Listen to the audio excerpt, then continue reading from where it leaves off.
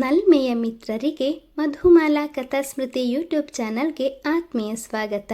ಋಣ ಅನುಬಂಧ ಭಾವನೆಗಳ ಬಲೆಯೊಳಗೆ ಮನೆಯವರ ವಿರೋಧ ಕಟ್ಕೊಂಡು ಸುಧಾಮನೊಂದಿಗೆ ಮದುವೆಯಾಗಿ ಹಳ್ಳಿಗೆ ಕಾಲಿಟ್ಟಿದ್ದ ಸರ್ವಮಂಗಳನಿಗೆ ತನ್ನ ಮನೆ ಎದುರು ಸೇರಿದ್ದ ಜನರನ್ನು ನೋಡ್ತಿದ್ದ ಹಾಗೆ ನಡುಕ ಉಂಟಾಯಿತು.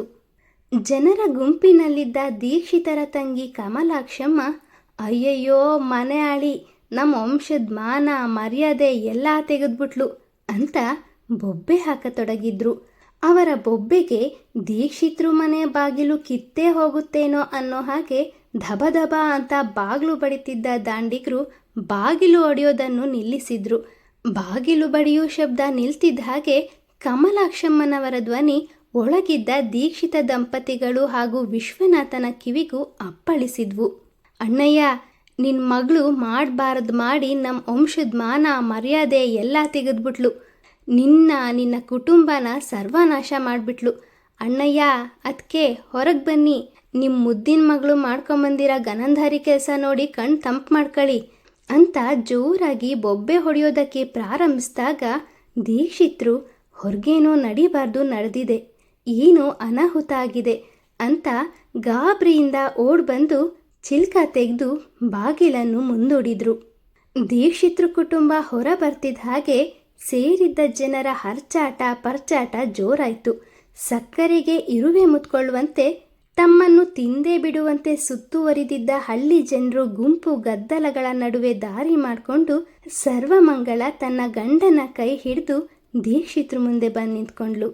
ಮದುಮಗಳ ವೇಷದಲ್ಲಿ ಮಗಳನ್ನು ಕಂಡವ್ರಿಗೆ ಆಘಾತವಾಯಿತು.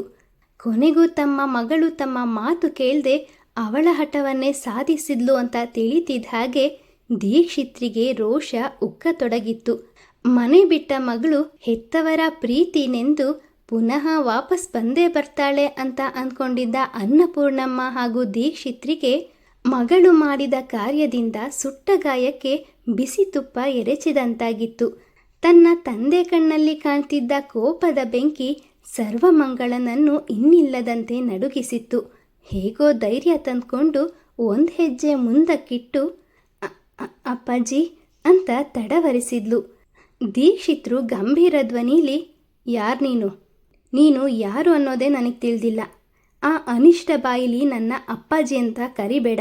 ಯಾವಾಗ ನನ್ನ ಮಾತು ಮೀರಿ ನೀನು ಈ ಹೊಸ್ತಿಲನ್ನು ದಾಟಿದ್ಯೋ ಆಗಲೇ ನಿನ್ನ ಸಂಬಂಧ ಮುರಿದೋಯ್ತು. ಇನ್ಯಾವತ್ತೂ ಈ ಮನೆಗೆ ಕಾಲಿಡಬೇಡ, ಹೊರಟು ಹೋಗು ಅಂದರು. ಅವರಿಗೆ ದುಃಖವನ್ನು ತಡೆಯೋದಕ್ಕೆ ಆಗಲಿಲ್ಲ. ಅನ್ನಪೂರ್ಣಮ್ಮನವರ ಕಣ್ಣುಗಳು ಸಹ ಅತ್ತು ಕೆಂಪಾಗಿದ್ವು. ಅಮ್ಮನ ಬಳಿ ತೆರಳಿದ ಸರ್ವಮಂಗಳ, ಅಮ್ಮ, ನಿಮಗೂ ಕೂಡ ನಾನು ಬೇಡವಾದ್ನ? ಈ ಒಂದೇ ಒಂದು ಮದುವೆಯಿಂದ ನಿಮ್ಮ ಸಂಬಂಧ ಮುರಿದು ಬೀಳೋದು ಅಂದರೆ ಅದು ನಂಬೋ ಮಾತಾ? ನನಗೆ ಚೆನ್ನಾಗಿ ಗೊತ್ತಿದೆ, ನೀವು ಈ ಮಾತನ್ನು ನಿಮ್ಮ ಮನಸ್ಸಾರೆ ಹೇಳ್ತಿಲ್ಲ. ನಿಮ್ಮ ಪ್ರತಿಷ್ಠೆ, ನೀವು ನಂಬ್ಕೊಂಡಿರೋ ಕುಲ ಜಾತಿ ನಿಮ್ಮ ಬಾಯಲ್ಲಿ ಈ ಮಾತುಗಳನ್ನು ಆಡಿಸ್ತಿದೆ. ನಿಮ್ಮ ಮಾತನ್ನು ಮೀರಿ ನಾನು ಬೇರೆಯವರನ್ನು ಮದುವೆಯಾಗಿದ್ದು ನನ್ನ ತಪ್ಪು. ಅಪ್ಪಾಜಿ, ನನ್ನಿಂದ ನಿಮಗೆ ತುಂಬ ದುಃಖ ಆಗಿದೆ, ದಯವಿಟ್ಟು ಕ್ಷಮಿಸಿ. ನಾನು ಜೀವನದಲ್ಲಿ ಖುಷಿಯಾಗಿರಬೇಕು ಅನ್ನೋ ತಾನೇ ನಿಮ್ಮ ಆಸೆ. ನೀವು ಯಾರಿಗೆ ನನ್ನ ಕೊಟ್ಟು ಮದುವೆ ಮಾಡಿಸ್ಬೇಕು ಅಂತ ಅಂದ್ಕೊಂಡಿದ್ದೀರೋ ಆ ಪರಮೇಶಿಯಿಂದ ಎಷ್ಟೋ ಹೆಣ್ಣು ಮಕ್ಕಳ ಜೀವನ ಹಾಳಾಗಿದೆ. ಅವರೆಲ್ಲರೂ ಈಗಲೂ ಕೂಡ ನರಕ ಅನುಭವಿಸ್ತಾ ಬದುಕು ಸಾಗಿಸ್ತಾ ಇರೋ ವಿಷಯ ಇಡೀ ಹಳ್ಳಿಗೆ ಗೊತ್ತು. ಅವನನ್ನ ಮದುವೆ ಆಗಿದ್ರೆ ನನ್ನ ಜೀವನ ಕೂಡ ಅದೇ ರೀತಿಯಾಗಿರ್ತಿತ್ತು ಅಂತ ನಿಮಗೂ ಗೊತ್ತಿತ್ತು. ಆದರೂ ಕೂಡ ನೀವು ನಿಮ್ಮ ತಂಗಿಗೆ ಬೇಸರ ಆಗಬಾರ್ದು ಅನ್ನೋ ಒಂದೇ ಒಂದು ಕಾರಣದಿಂದ ಈ ಮದುವೆಗೆ ನನ್ನನ್ನು ಒತ್ತಾಯ ಮಾಡಿದ್ರಿ. ಅದರಿಂದ ತಪ್ಪಿಸಿಕೊಳ್ಳೋದಕ್ಕೆ ಸುಳ್ಳು ಹೇಳಿದ್ದವಳು ಯಾವಾಗ ನೀವು ನನಗೆ ಗೊತ್ತಿಲ್ಲದೆ ಆ ಪರಮೇಶಿನ ನನಗೆ ಗಂಟು ಹಾಕೋದಕ್ಕೆ ನೋಡಿದ್ರೋ ಆಗ ಏನು ಮಾಡಬೇಕು ಅಂತಾನೆ ತೋಚಲಿಲ್ಲ. ಅದಕ್ಕೆ ಸುಳ್ಳನ್ನೇ ಸತ್ಯ ಮಾಡಬೇಕು ಅಂತ ನಿರ್ಧಾರ ತಗೊಂಡೆ. ಇದೊಂದೇ ಕಾರಣಕ್ಕಾಗಿ ನಿಮ್ಮ ಮಗಳನ್ನು ಮಗಳೇ ಅಲ್ಲ ಅಂತ ಹೇಗೆ ಹೇಳ್ತೀರಾ? ಅಪ್ಪಾಜಿ, ಇಷ್ಟು ವರ್ಷ ನೀವು ಕೊಟ್ಟ ಪ್ರೀತಿ ಸುಳ್ಳ? ಇದೊಂದು ಬಾರಿ ನನ್ನ ಕ್ಷಮಿಸ್ಬಿಡಿ. ನನ್ನನ್ನು ನಿಮ್ಮ ಮಗಳಲ್ಲ ಅನ್ನೋ ಮಾತನ್ನು ದಯವಿಟ್ಟು ಆಡಬೇಡಿ ಅಂತ ನಿಸ್ತೇಜ ಕಣ್ಣುಗಳಿಂದ ಅಪ್ಪ ಅಮ್ಮನನ್ನೇ ದಿಟ್ಟಿಸ್ತಾ ಅವರ ಕಾಲಿಡಿದು ಕುಸಿದು ಬಿಕ್ಕತೊಡಗಿದ್ಲು. ದೀಕ್ಷಿತ ದಂಪತಿಗಳಿಗೆ ತಾವು ಮೋಸದಿಂದ ಮಗಳು ಮದುವೆ ಮಾಡೋದಕ್ಕೆ ಹೊರಟಿದ್ದ ವಿಷಯ ಅವಳಿಗೆ ಮೊದಲೇ ತಿಳಿದಿತ್ತು ಅಂತ ಗೊತ್ತಾಗಿ ಅವರ ಮುಖ ಬೆಚ್ಚೆನಿಸ್ತು. ಆದರೂ ಅವರಿಬ್ಬರಿಗೂ ತಾವು ತಮ್ಮ ಮಗಳಿಗೆ ಮಾಡೋದಕ್ಕೆ ಹೊರಟಿರೋದು ಅನ್ಯಾಯ ಅಲ್ಲ ಅಂತಾನೆ ಅನಿಸ್ತಿತ್ತು. ಇದರಿಂದ ಅವರಿಗೆ ಯಾವ ಪಾಪ ಪ್ರಜ್ಞೆಯೂ ಕಾಡಲಿಲ್ಲ. ಬದಲಾಗಿ ತಮ್ಮ ಮಾತನ್ನು ಮೀರಿದ್ದಾಳೆ ಅಂತ ಅವರ ಮುಖದಲ್ಲಿ ಕೋಪ ತಾಂಡವವಾಡ್ತಿತ್ತು. ಸರ್ವಮಂಗಳ ತನ್ನ ಗಂಡನೊಂದಿಗೆ ಗಾಡಿಯಿಂದ ಇಳಿದಾಗಿಂದ ಒಂದೇ ಸಮನೆ ಬೊಬ್ಬೆ ಹೊಡಿತಿದ್ದ ಕಮಲಾಕ್ಷಮ್ಮನ ಬಾಯಿ ತಮ್ಮ ಮಗನ ಬಗೆಗಿನ ಮಾತುಗಳನ್ನು ಕೇಳ್ತಿದ್ದ ಹಾಗೆ ಪುನಃ ಬಾಯಿಗೆ ಬಂದಂತೆ ಒದರತೊಡಗಿತ್ತು. ತನ್ನ ಮಗನಿಗಂತೂ ವಿದ್ಯೆ ಇಲ್ಲ, ಕೆಲಸ ಇಲ್ಲ, ಅವನ ಬಗ್ಗೆ ತಿಳಿದವ್ರು ಯಾರೂ ಅವನಿಗೆ ಹೆಣ್ಣು ಕೊಡೋದಿಲ್ಲ. ಸರ್ವಮಂಗಳ ನೋಡೋದಕ್ಕೆ ಸಹಜ ಸುಂದರಿ, ಚೆನ್ನಾಗಿ ಓದಿದಾಳೆ. ಈ ಕಾಲದಲ್ಲಿ ಅದು ಸೊಸೆ ಕಾಲೇಜ್ ಮೆಟ್ಲು ಹತ್ತಿದ್ದಾಳೆ ಅಂದರೆ ನಮಗೆ ಹೆಮ್ಮೆ. ಇದೆಲ್ಲದಕ್ಕಿಂತಲೂ ಹೆಚ್ಚಾಗಿ ನನ್ನ ಅಣ್ಣಂಗೆ ಗಂಡು ಸಂತಾನ ಇಲ್ಲ.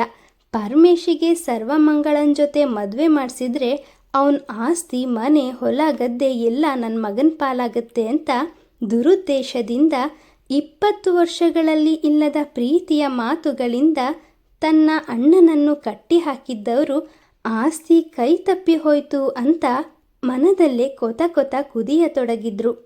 ಏನೇ ಸುಪ್ನಾತಿ, ನೀನೇ ಮಾಡಬಾರ್ದು ಕೆಲಸ ಮಾಡಿ ಇಡೀ ನಮ್ಮ ವಂಶದ ಗೌರವ ಹಾಳು ಮಾಡಿ ಈಗ ನನ್ನ ಮಗನ ಬಗ್ಗೆ ಮಾತಾಡ್ತಾ ಇದೆಯಾ? ಹೌದು ಕಣೆ, ನನ್ನ ಮಗ ಗಂಡಸು, ಅವನು ಏನು ಬೇಕಾದರೂ ಮಾಡ್ತಾನೆ. ಅದು ಅವನಿಗಿರೋ ತಾಕತ್ತು. ಏನು, ಅವನಿಗೆ ಈ ಹಳ್ಳೀಲಿ ಹುಡುಗಿರು ಸಿಗೋದಿಲ್ಲ ಅಂತ ನಿನ್ನ ಮದುವೆ ಮಾಡ್ಕೊಳ್ಳೋದಕ್ಕೆ ಹೊರಟಿದ್ವಿ ಅಂದ್ಕೊಂಡಿದ್ಯಾ? ಈ ಹಳ್ಳಿಲಿ ಸಿಗಲಿಲ್ಲ ಅಂದರೆ ಬೇರೆ ಹಳ್ಳಿಲಿ ಹುಡುಕ್ತೀವಿ. ನಿನಗಿಂತ ಒಳ್ಳೆ ಹುಡುಗಿನ ನನ್ನ ಮಗಂಗೆ ತಂದು ಮದುವೆ ಮಾಡಿಸೋ ಅಷ್ಟು ತಾಕತ್ತು ನಮಗಿದೆ. ಏನೋ ನನ್ನ ಅಣ್ಣ ಎಷ್ಟೋ ಬಾರಿ ನಮ್ಮ ಮನೆ ಬಾಗಿಲಿಗೆ ಬಂದು ಮನೆಗೆ ಬಾ ಅಂತ ಕೇಳ್ಕೊತಿದ್ನಲ್ಲ, ಈ ನೆಪ್ತಲ್ಲಾದರೂ ನಮ್ಮ ಸಂಬಂಧ ಮತ್ತೆ ಒಂದಾಗ್ಬೋದೇನೋ ಅನ್ನೋ ಒಂದೇ ಒಂದು ಆಸೆಯಿಂದ ನಿನ್ನ ಮದುವೆ ಮಾಡಿಕೊಡು ಅಂತ ಕೇಳಿದ್ವಿ. ನಿನ್ನಂಥ ವಾಚಾಳಿ ಊರ್ಬಸ್ವಿ ನಮ್ಮ ಮನೆಗೆ ಸೊಸೆಯಾಗಿ ಬರಲಿಲ್ವಲ್ಲ, ಅದೇ ನಮ್ಮ ಪುಣ್ಯ. ಅಣ್ಣಯ್ಯ, ಹೋಗಿ ತಲೆ ಮೇಲೆ 4 ಚೊಂಬು ನೀರು ಹಾಕ್ಕೊಂಡು ಪ್ರಾರಬ್ಧ ಕರ್ಮ ತೊಳೀತು ಅಂತ ನಿನ್ನ ಹೊಟ್ಟೆಲ್ ಹುಟ್ಟಿದ ಕರ್ಮಕ್ಕೆ ಇವಳು ಶ್ರಾದ್ದ ಮಾಡಿ ಪಾಪ ತೊಳ್ಕೊ ಅಂತ ಸರ್ವಮಂಗಳನತ್ತ ಮುಖ ಮಾಡಿ, ನಮ್ಮ ವಂಶದ ಮಾನ ಮರ್ಯಾದೆ ಇಡೀ ಹಳ್ಳೀಲಿ ಹರಾಜ್ ಹಾಕ್ತಿರೋ ನೀನು ಹಾಳಾಗಿ ಹೋಗ್ತೀಯ ಕಣೆ, ಹಾಳಾಗಿ ಹೋಗ್ತೀಯ ಅಂತ ಒಂದು ಹಿಡಿ ಮಣ್ಣ ಅವಳ ಮುಖದ ಮುಂದೆ ಎಚ್ತಾ ಹಿಡಿ ಶಾಪ ಹಾಕಿದ್ರು.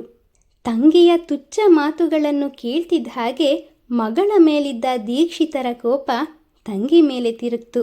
ತಮ್ಮ ಮಗನಲ್ಲೇ ಹುಳುಕಿಟ್ಕೊಂಡು ಅಪರಂಜೆಯಷ್ಟು ದೋಷವಿರದ ಮಗಳ ಬಗೆಗೆ ಬಾಯಿಗೆ ಬಂದಂತೆ ಮಾತನಾಡ್ತಾ ಇರುವಾಗಲೇ, ಬಾಯಿಗೆ ಬಂದಂತೆ ಮಾತಾಡಬೇಡ ಕಮಲಾಕ್ಷಿ, ನಿನ್ನ ಮಗನಂತೆ ನನ್ನ ಮಗಳೇನು ನಡತೆಗೆಟ್ಟ ಹೆಣ್ಣಲ್ಲ.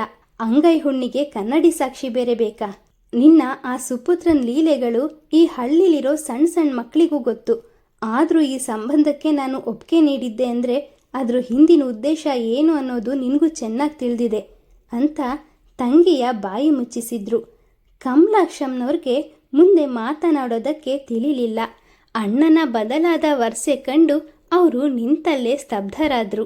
ಅಪ್ಪನ ಮಾತುಗಳಲ್ಲಿ ತನ್ನ ಬಗ್ಗೆ ಇದ್ದ ಪ್ರೀತಿನ ಕಂಡು ಸರ್ವಮಂಗಳನ ಕಣ್ಣುಗಳಿಂದ ಕಣ್ಣೀರು ಧಾರಾಕಾರವಾಗಿ ಹರಿತಿತ್ತು. ಸುಧಾಮ, ಸರ್ವಮಂಗಳ ಇಬ್ರು ದೀಕ್ಷಿತ್ರು ಹಾಗೂ ಅನ್ನಪೂರ್ಣಮ್ಮನವರ ಕಾಲಿಗೆ ಬಿದ್ರು. ತನ್ನ ಒಂದೇ ಒಂದು ತಪ್ಪಿಂದ ದೀಕ್ಷಿತ್ರು ಹಳ್ಳಿಯವರಿಂದ ಮಾತು ಕೇಳಬೇಕಾಗಿ ಬಂದಿರೋದು ಸುಧಾಮನಿಗೆ ಸಹಿಸೋದಕ್ಕಾಗಲಿಲ್ಲ. ಮಾವನವರೇ, ನಿಮ್ಮನ್ನ ಮಾವ ಅಂತ ಕರೆಯೋ ಯೋಗ್ಯತೆಯೂ ನನಗಿಲ್ಲ ಅನ್ನೋದು ನನಗೂ ತಿಳಿದಿದೆ. ನಮ್ಮ ತಪ್ಪಿಂದ ನೀವು ಇವರೆಲ್ಲರ ಮುಂದೆ ತಲೆ ತಗ್ಗಿಸುವಂತಾಗಿದೆ. ನಾವು ನಿಮ್ಮ ಒಪ್ಪಿಗೆ ಪಡೆದ ನಂತರವೇ ಮದುವೆ ಬಗ್ಗೆ ಮುಂದುವರಿಯೋದು ಅಂತ ತೀರ್ಮಾನ ಮಾಡಿದ್ವಿ. ಆದರೆ ಸಂದರ್ಭ ನನ್ನ ಕೈಲಿ ಈ ರೀತಿ ಮಾಡಿಸ್ಬಿಡ್ತು. ದಯವಿಟ್ಟು ನಮ್ಮನ್ನ ಕ್ಷಮಿಸ್ಬಿಡಿ. ನನಗೆ ನನ್ನ ಹೆತ್ತವರು, ಕುಲ, ಗೋತ್ರ, ಹಣ, ಅಂತಸ್ತು ಯಾವುದೂ ಇಲ್ಲದೆ ಇರ್ಬೋದು. ರಟ್ಟೆಯಲ್ಲಿ ಶಕ್ತಿ ಇದೆ, ದುಡಿಯೋ ಹಂಬಲ ಇದೆ. ಎಲ್ಲಕ್ಕಿಂತ ಹೆಚ್ಚಾಗಿ ನಾನು ನಿಮ್ಮ ಮಗಳನ್ನ ತುಂಬ ಪ್ರೀತಿಸ್ತಿದ್ದೀನಿ. ಇವಳನ್ನ ಕಣ್ಣಲ್ಲಿ ಕಣ್ಣಿಟ್ಟು ಕಾಪಾಡ್ತೀನಿ ಅಂತ ನಿಮಗೆ ಮಾತು ಕೊಡ್ತೀನಿ. ದಯವಿಟ್ಟು ನಮಗೆ ಆಶೀರ್ವಾದ ಮಾಡಿ. ನಾವು ನಿಮ್ಮಿಂದ ಬಯಸೋದು ಇದೊಂದನ್ನೇ ಅಂತ ಅವರಿಬ್ಬರ ಪಾದಗಳಿಗೆ ತಲೆಯನ್ನಿರಿಸಿದ್ರು. ಸುಧಾಮನ ಮೊದಲ ಭೇಟಿ, ಅವನ ಮಾತು, ನಡವಳಿಕೆ ದೀಕ್ಷಿತ ದಂಪತಿಗಳ ಮನಸ್ಸನ್ನು ಹಂತ ಹಂತವಾಗಿ ಬದಲಾಯಿಸತೊಡಗಿತ್ತು. ಇದೆಲ್ಲ ವಿಶ್ವನಾಥನ ಅರಿವಿಗೂ ಬರತೊಡಗಿತ್ತು. ಆದರೂ ಅವರು ತಮ್ಮ ಪ್ರೀತಿನ ತೋರ್ಪಡಿಸದೆ ನವದಂಪತಿಗಳಿಗೆ ಆಶೀರ್ವದಿಸದೆ ತಮ್ಮ ಕಾಲುಗಳನ್ನು ಹಿಂದಕ್ಕೆ ಎಳ್ಕೊಳ್ಳುವಾಗ ಅವರ ಮನಸ್ಸು ಭಾರವಾಯಿತು. ಭಾರವಾದ ಮನಸ್ಸಿಂದ ಮಾತುಗಳು ಹೊರಬರ್ದೆ ಚಡಪಡಿಸಿದ್ವು. ಮಾತಿನ ಚಪಲಕ್ಕೆ ಕಂಡವರ ವಿಷಯದಲ್ಲೆಲ್ಲ ಮೂಗು ತೋರಿಸ್ತಿದ್ದ ಸುಬ್ಬರಾಯರಿಗೆ ದೀಕ್ಷಿತರ ಕುಟುಂಬದವರ ಮೇಲೆ ಯಾವುದೇ ರೀತಿ ದ್ವೇಷ ಇದ್ದಿದ್ರೂ ತಮ್ಮ ಹುಟ್ಟುಗುಣನ ಪ್ರದರ್ಶಿಸಿದ್ರು. ಈಗ ಈ ವಿಷಯನ ಬೇಗ ತೀರ್ಮಾನ ಮಾಡಿ, ಇನ್ನೂ ಎಷ್ಟು ಹೊತ್ತು ಅಂತ ಇವ್ರ ನಾಟಕ ನೋಡ್ತಾ ಇಲ್ಲೇ ನಿಲ್ಲೋದು? ಸುಬ್ಬರಾಯರು ಯಜ್ಞೇಶ ಜೋಯಿಸ್ರು ಮುಖ ನೋಡಿದ್ರು. ತೀರ್ಮಾನ ಮಾಡೋಕ್ಕೇನಿದೆ, ಇಷ್ಟು ದಿನ ನೀವೆಲ್ಲ ಯಾರನ್ನ ತಲೆ ಮೇಲಿಟ್ಟು ಮೆರೆಸ್ತಿದ್ರೋ ಈ ಹುಡುಗಿ ಜಾತಿ ಕುಲ ಗೊತ್ತಿಲ್ಲದ ಯಾವನೋ ತಿರ್ಬೋಕಿನ ಮದುವೆ ಆಗಿದ್ದಾಳೆ. ಶಾಸ್ತ್ರ ಸಂಪ್ರದಾಯಗಳನ್ನೆಲ್ಲ ಗಾಳಿಗೆ ತೂರಿ ದೀಕ್ಷಿತೃ ಕುಟುಂಬಕ್ಕಷ್ಟೇ ಅಲ್ಲ ಅಗ್ರಹಾರದ ಜನರಿಗೂ ಅವಮಾನ ಮಾಡಿದ್ದಾಳೆ. ಯಾವ ಕಾರಣಕ್ಕೂ ಜಾತಿಗೆಟ್ಟ ಈ ಹುಡುಗಿನ ಇನ್ಮುಂದೆ ಅಗ್ರಹಾರಕ್ಕೆ ಕಾಲಿಡೋದಕ್ಕೆ ಬಿಡಬಾರ್ದು. ಇದಕ್ಕೆ ನೀವೆಲ್ಲ ಏನು ಹೇಳ್ತೀರಪ್ಪ? ಯಜ್ಞೇಶ ಜೋಯಿಸ್ರು ಸುತ್ತಲೂ ಕಣ್ಣಾಯಿಸಿದ್ರು. ಎಷ್ಟೋ ದಿನಗಳ ಸೇಡು ಅವರಿಂದ ಈ ರೀತಿ ಮಾತುಗಳನ್ನಾಡಿಸಿದ್ವು. ಅವ್ರ ಮಾತು ಕೇಳ್ತಿದ್ದ ಹಾಗೆ ಯಾವುದೋ ನಾಟಕ ನೋಡೋಕೆ ನಿಂತಿದ್ದ ಅಗ್ರಹಾರದ ಜನರೆಲ್ಲರೂ ಒಟ್ಟಾಗಿ ಹೌದು ಜೋಯಿಸ್ರು ಹೇಳಿದ್ದು ಸರಿಯಾಗಿದೆ ಅಂತ ಅವರ ಮಾತನ್ನು ಪ್ರೋತ್ಸಾಹಿಸಿದ್ರು. ಸರ್ವಮಂಗಳನ ಕಣ್ಣೀರು ಹೆತ್ತವರ ಕೋಪವನ್ನು ಕರಗಿಸುವುದೇ? ನಿರೀಕ್ಷಿಸಿ ಮುಂದಿನ ಸಂಚಿಕೆಯಲ್ಲಿ. ಮಿತ್ರರೇ, ದಯವಿಟ್ಟು ಚಾನಲ್ ಸಬ್ಸ್ಕ್ರೈಬ್ ಮಾಡಿಕೊಂಡು ನಮ್ಮನ್ನು ಪ್ರೋತ್ಸಾಹಿಸಿ. ಹಾಗೆ ಕತೆ ಇಷ್ಟ ಆಗ್ತಿದ್ರೆ ಲೈಕ್, ಶೇರ್, ಕಮೆಂಟ್ ಮಾಡೋದನ್ನು ಮರಿಬೇಡಿ. ಮುಂದಿನ ಸಂಚಿಕೆಯಲ್ಲಿ ಮತ್ತೆ ಸಿಗೋಣ. ಧನ್ಯವಾದಗಳು.